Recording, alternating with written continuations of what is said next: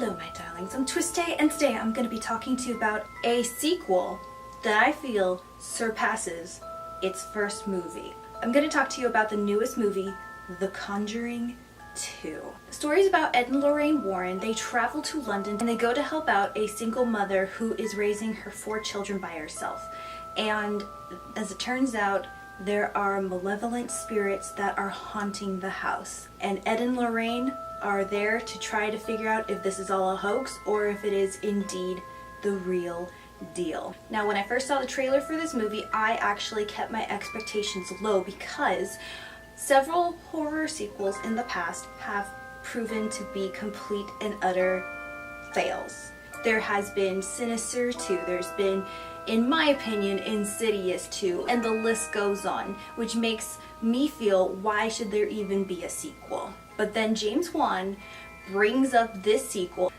I'm happy to say I was proven wrong to keep my expectations low because this movie is absolutely frightening and amazing. I loved it so much.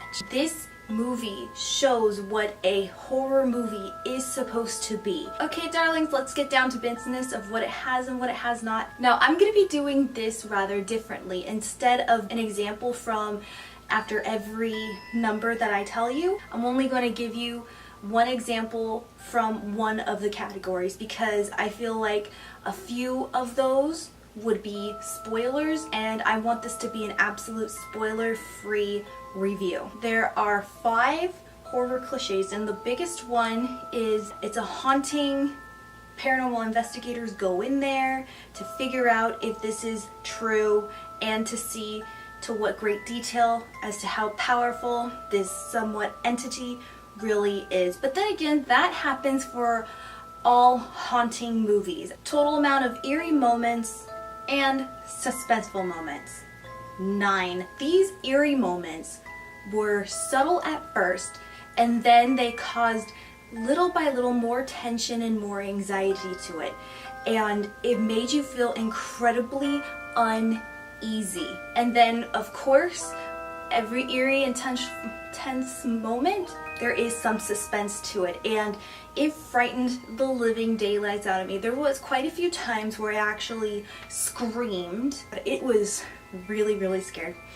Total amount of jump scares, 8. However, every jump scare in this movie is justifiable because it actually links up to the thing that's causing the jump scare. These jump scares are more frightening than actually being stupid and just for a quick jump. And to top it all off, after the jump scare is revealed, you don't feel a sense of relief like you would in most other stupid horror movies. No, this one actually causes more anxiety and it builds up the tension and it just makes you even more frightened and terrified of the situation that's going on. That's a real terrifying movie in my opinion. I'm gonna give The Conjuring 2 5 out of 5 stars because not only is the acting amazing, but the cinematography is wonderful, the music is beautiful, just the complete build-up. This movie surpassed all of my expectations when it comes to horror movie sequels, especially since I personally think that this was more frightening than the first one. So have you guys seen The Conjuring 2 yet? What do you think about it? Do you feel like the events that is about this film are real, or do you think it was all a complete hoax? Please write your comments or your opinions below and we will have a discussion about that. Do you have a horror movie that you would like for me to review, old or new, or even a foreign movie? Please write them down below and I will get to them as soon as I possibly can. If you liked what you've seen, please hit the like button. And if you want to see more, please hit the subscribe button. So, until next time, my loves.